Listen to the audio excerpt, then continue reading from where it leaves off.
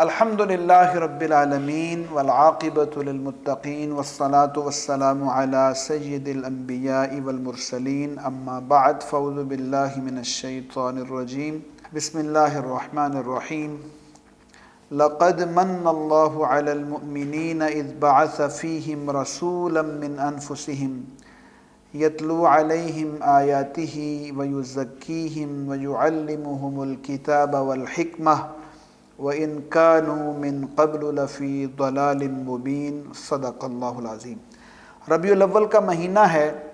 حضور نبی پاک صلی اللہ علیہ وآلہ وسلم اسی مہینے میں اس دنیا میں تشریف لائے اور اسی مہینے میں اس دنیا سے تشریف لے گئے۔ تو اس اعتبار سے یہ بہت ہی اہم موقع ہے کہ آقا علیہ الصلوۃ والسلام کی سیرت طیبہ کو سمجھا جائے۔ تو پورا قرآن حضور علیہ الصلوۃ والسلام کی سیرت کو بیان کر رہا ہے۔ چونکہ قرآن پاک اللہ کا کلام ہے، حضور علیہ الصلوۃ والسلام کے قلب اطہر پر نازل ہوا اور حضور علیہ الصلوۃ والسلام کے عمل ہی سے قرآن پاک کی تفسیر اور تشریح کی جاتی ہے۔ ابھی آپ کے سامنے سورہ آل عمران کی جو آیت پڑھی گئی ہے، اس میں اللہ رب العزت سارے انسانوں کو مخاطب کر کے یہ بات ارشاد فرما رہے ہیں کہ تمہیں رسول اکرم صلی اللہ علیہ وسلم کی ذات گرامی کی قدر ہونی چاہیے کہ وہ کون ہیں۔ وہ محمد کریم صلی اللہ علیہ وآلہ وسلم ہیں، اور انہوں نے انسانوں کو جو ہدایت کی راہ دکھائی ہے، انسانوں کے لیے جو ایک عملی نمونہ پیش کیا ہے، ان کو جو اخلاق سکھائے ہیں، ان کا جو تزکیہ کیا ہے، ان کے جو عقائد اور افکار کی تعمیر کی ہے، یہ اتنا بڑا کام ہے کہ اللہ رب العزت نے انسانوں کے اوپر بہت بڑا احسان کیا کہ جب محمد کریم صلی اللہ علیہ وسلم کو اس دنیا میں بھیجا۔ لقد من اللہ علی المؤمنین، در حقیقت بہت بڑا احسان کیا ہے اللہ رب العزت نے اہل ایمان پر۔ عربی زبان میں جو من کا لفظ ہے وہ اس نعمت کے بارے میں آتا ہے جو انسان کو بغیر کسی محنت کے میسر آ جائے۔ آقا علیہ الصلوۃ والسلام اس دنیا میں تشریف لائے، انہوں نے انسانوں کو بولنا سکھایا، بیٹھنا سکھایا، کھڑے ہونا سکھایا، لیٹنا سکھایا، اٹھنا سکھایا۔ انہوں نے یہ بتایا کہ سیڑھیاں چڑھتے ہوئے تم نے کیا پڑھنا ہے، سیڑھیوں سے اترتے ہوئے کیا پڑھنا ہے، ہر وقت اللہ کی یاد، تاکہ انسان غفلت سے بچ سکے، انسان گمراہی سے دور ہو سکے، شیطان کے وساوس سے اور اس کی اکساہٹوں سے بچ سکے۔ حضور علیہ الصلوۃ والسلام نے یہ ساری چھوٹی سے چھوٹی اور بڑی سے بڑی چیزوں کی رہنمائی فرمائی۔ اذ بعث فیہم رسولا من انفسہم، انہی کے اندر سے رسول بھیجا۔ یہ رسول کسی باہر کی مخلوق سے نہیں آیا کرتے، کیونکہ وہ انسانوں کی ہدایت کے لیے آتے ہیں، اور اس لیے انسانوں کے مسائل کو سمجھتے ہیں، ان کے معاملات کو جانتے ہیں، ان کی پریشانیوں کو سمجھتے ہیں۔ کس موقع پر انسان خوش ہوتا ہے تو اس کی کیا کیفیت ہوتی ہے، انسان غم میں ہو تو اس کی کیا حالت ہوتی ہے۔ اس لیے تمہارے اندر میں سے رسول آیا ہے، اور وہ جو رسول آئے ہیں، لیکن یہ یاد رکھو وہ ہیں تو انسان، لیکن ان کا درجہ انسانوں کی طرح نہیں ہے، ان کا درجہ بہت بلند ہے، اس لیے کہ ان کے اوپر وحی نازل ہوتی ہے، وہ اللہ کی آیات کی تلاوت کرتے ہیں، انسانوں کے سامنے قرآن مجید پڑھتے ہیں۔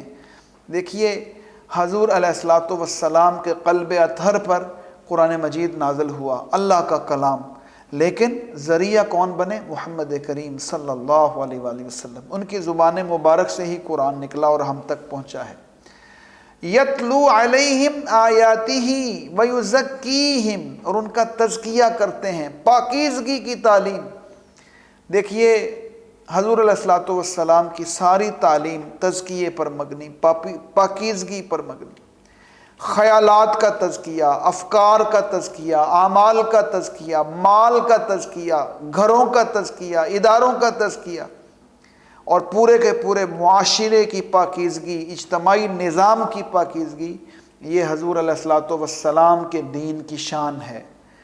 کسی معاملے کے اندر بھی جو خیالات کی پراگندگی ہے، خیالات کے اندر جھول ہے، کسی قسم کی گندگی بھی اللہ رب العزت کو اور رسول اکرم صلی اللہ علیہ وآلہ وسلم کو پسند نہیں ہے۔ اس لیے یہ پاکیزگی کا تعلیم ہے، اس کے اندر اللہ کا ذکر شامل ہے، اس کے اندر لوگوں کے ساتھ حسن سلوک شامل ہے، ہر قسم کی خرابیاں برائیاں ان کی جو جو صورت ہو سکتی ہے وہ ساری خرابیاں اور ساری برائیاں گن گن کر اللہ رب العزت نے قرآن میں بیان کر دی۔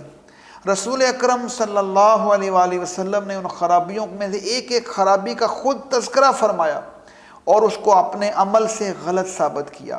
انسانوں کے ساتھ معاملات کے اندر خرابی کی ساری چیزیں منع کر دی گئیں، اور انسانوں کے ساتھ معاملات میں جو خوبی کی چیزیں ہیں، جو احسان کی چیزیں ہیں، جو حسن سلوک کی چیزیں ہیں، ان کا بیان ہے، ان کا تذکرہ ہے، ان کا حکم ہے، اور صرف حکم نہیں ہے بلکہ عملی طور پر ان کو بیان کر کے نافذ کر کے سکھا دیا گیا۔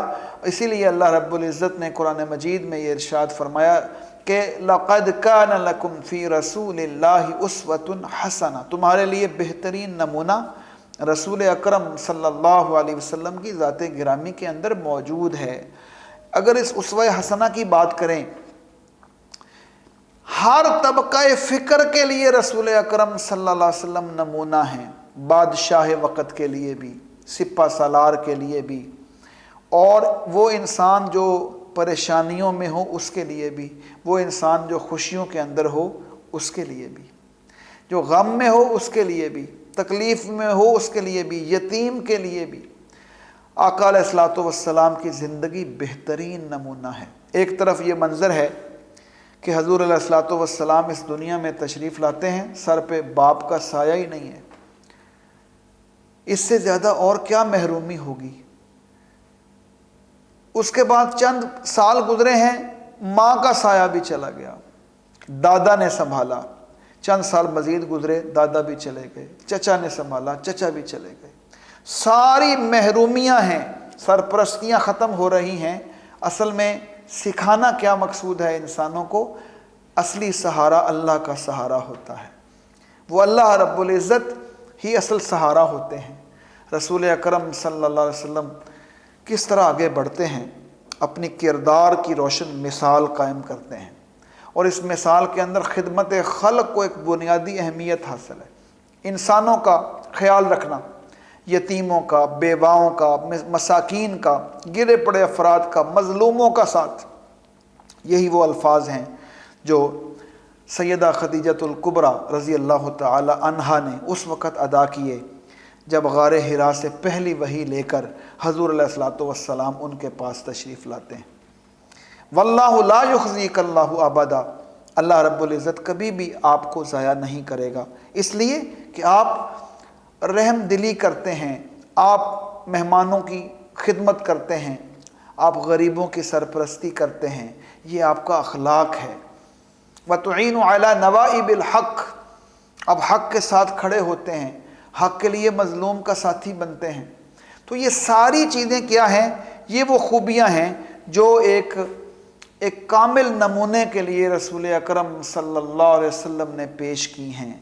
اب اس کے بعد دیکھیے، یہ جو سورہ آل عمران کی آیت ہم پڑھ رہے تھے، اس میں فرمایا گیا وَيُزَكِّيهِمْ وَيُعَلِّمُهُمُ الْكِتَابَ وَالْحِكْمَةَ، کتاب و حکمت کی تعلیم، دانائی کیا ہے، بھلائی کیا ہے، کس موقع پر کون سی بات عقل کے مطابق ہے، سمجھ کے مطابق ہے، یہ رسول اکرم صلی اللہ علیہ وسلم کی زندگی کے اندر یہ ساری چیزیں موجود ہیں۔ اور انسانوں کو فرمایا جا رہا ہے وَإِن كَانُوا مِن قَبْلُ لَفِي ضَلَالٍ مُبِينٍ، رسول اکرم صلی اللہ علیہ وسلم کی ان تعلیمات سے پہلے انسانوں کی حالت کیا تھی؟ وہ گمراہی کے اندر تھے، اور انسانوں کو رسول اکرم صلی اللہ علیہ وسلم کے اس کامل نمونے کے نتیجے میں انسانوں کو جو کامیابی نصیب ہوئی ہے، جو حق کی نصیحت ملی ہے، ان کو جو ایک کامل نمونہ ملا ہے، سچائی کی تعلیم ہے، نفاق سے پرہیز ہے، وعدے کی پابندی کا مسئلہ ہے، انسانی صفات ہیں، اجتماعی صفات ہیں۔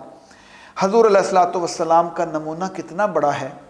مکہ فتح ہوتا ہے 8 ہجری کو، 10,000 کا لشکر حضور علیہ الصلوۃ والسلام کے ساتھ ہے، اور کس شہر میں داخل ہو رہے ہیں جو حضور کی جائے پیدائش ہے، جہاں حضور کا خاندان ہے، جہاں حضور کا اپنا گھر ہے، جہاں سارے قریبی لوگ ہیں، لیکن انہوں نے وہاں سے نکال دیا تھا، مجبور کر دیا تھا نکلنے سے۔ حضور وہاں سے گئے لیکن دوبارہ داخل ہوتے ہیں۔ اب مشرکین مکہ کے اندر اتنی طاقت نہیں رہی کہ مقابلہ کر سکیں، لیکن حضور علیہ الصلوۃ والسلام فاتحین دنیا کے طرح داخل نہیں ہوتے مکہ میں۔ فاتحین دنیا کے بارے میں جیسا کہ قرآن نے تبصرہ کیا ہے، حتی اذا دخلوا قریۃ افسدوها وجعلوا اعزۃ اہلها اذلہ وکذلک یفعلون۔ ہمیشہ سے تاریخ یہ رہی ہے کہ فاتحین جب کسی بستی کو فتح کرتے ہیں، کسی آبادی کو، کسی ملک کو، تو اس میں جو عزت دار ہوتے ہیں انہیں ذلیل کیا جاتا ہے، وہاں فساد مچایا جاتا ہے، وہاں فصلیں تہہ تیغ کی جاتی ہیں۔ یہ آج کی جنگ بھی ایسے ہی ہوتی ہے، پہلے جنگیں بھی ایسی ہی ہوتی تھی، لیکن میرے آقا نے، محمد کریم صلی اللہ علیہ وسلم نے اس فلسفے کو بالکل جھوٹا ثابت کر دیا کہ جنگ کے اندر ہر چیز جائز ہے۔ حضور علیہ الصلوۃ والسلام جس اونٹنی پر سوار ہیں اور وہ اس قافلے کے ساتھ مکے کے اندر داخل ہو رہے ہیں فتح کی صورت میں، فاتح بن کر، لیکن سجدے میں سر موجود ہے۔ حضور علیہ الصلوۃ والسلام کا سر سجدے میں ہے، شکر گزاری کی حالت میں ہے۔ ایک طرف سے آواز آتی ہے، الیوم یوم الملحمہ، آج خون خرابے کا دن ہے، آج بدلے کا دن ہے۔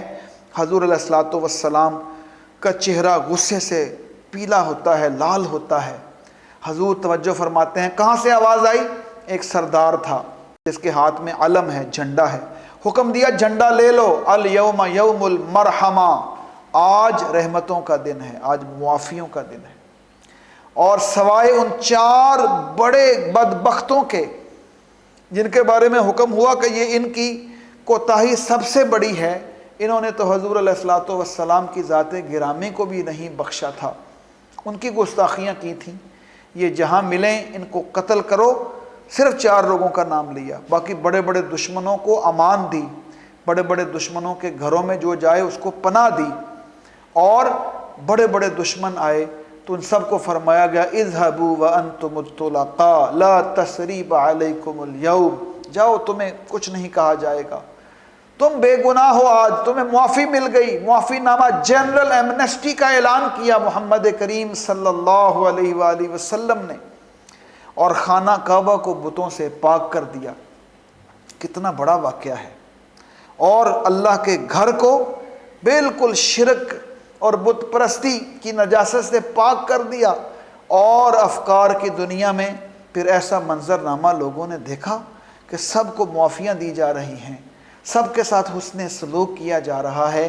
یہ ہے کامل نمونہ محمد کریم صلی اللہ علیہ وآلہ وسلم کا۔ گویا کہ حضور علیہ الصلوۃ والسلام کا کام قرآن پاک کی تلاوت کرنا، کتاب و حکمت کی تعلیم دینا، تزکیہ کرنا، پاکیزگی کی تعلیم دینا، اور پھر اتنا بڑا نمونہ کہ اس ریاست کے سربراہ ہیں لیکن بدلہ نہیں لیتے، طاقت کے نشے سے چور نہیں ہیں۔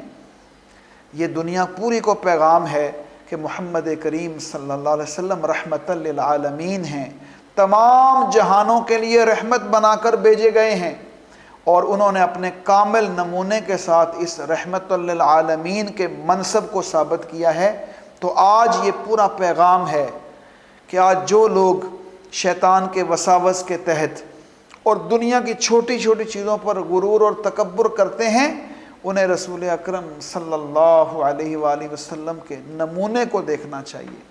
اور حضور نے جو صحابہ کرام رضوان اللہ علیہ مجمعین کی جماعت تیار کی، ان کے اندر بھی کیسے فضائل اور کیسے خصائص موجود ہیں کہ اللہ کے دین کو سر بلند کرنے کے لیے، اللہ کے دین کے کلمے کو بلند کرنے کے لیے وہ ساری زندگیاں کھپا دیتے ہیں، اور انسانوں کو انسانوں کی غلامی سے نکال کر انسانوں کے رب کی غلامی میں دینے کے لیے انہوں نے کتنی جد و جہد کی ہے، اور انسانوں تک اللہ کا یہ پیغام پہنچایا ہے۔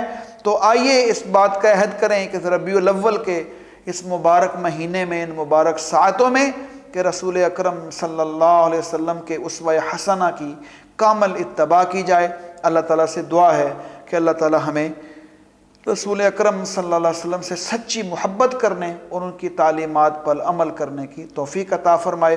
وآخر دعوانا ان الحمد للہ رب العالمین۔